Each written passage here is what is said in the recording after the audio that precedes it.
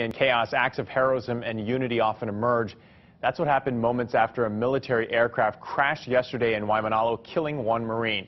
But it's the civilians nearby who jumped into the action that may have saved some lives.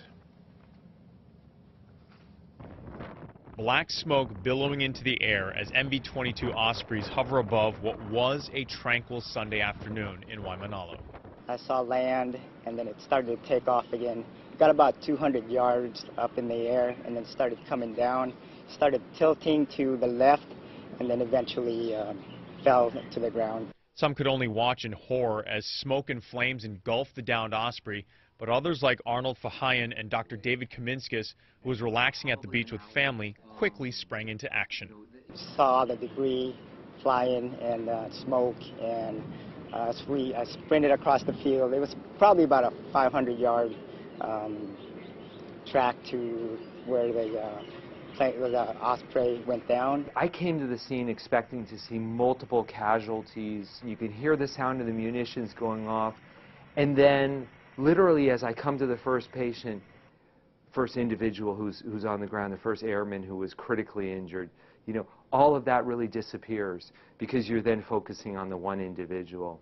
Those initial rescuers had to scale a fence to reach the crash site and saw something like never before. It's almost like you're thrust into a video game, or you're thrust into this movie where you have people who are bleeding, who are walking, who are injured, who are you know, approaching you, asking for help. You smelled the smoke. You felt the heat from the smoke and the burning, and so it kind of brought me back to Afghanistan. Arnold did his last tour as a Navy nurse in Afghanistan and also worked as a hospital corpsman during his 26 years in the military. Like Dr. Kaminskis, he was also at Bellows relaxing with his family, celebrating his daughter's college graduation.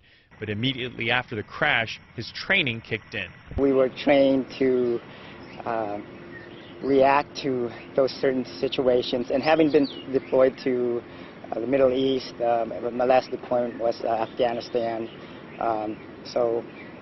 Immediately, there's no concern for my safety. It was more trying to get those folks that were injured help and assistance. Rescuers determined two of the most seriously injured Marines needed to be taken to the hospital immediately and used a nearby pickup truck to take the men to Castle Medical Center.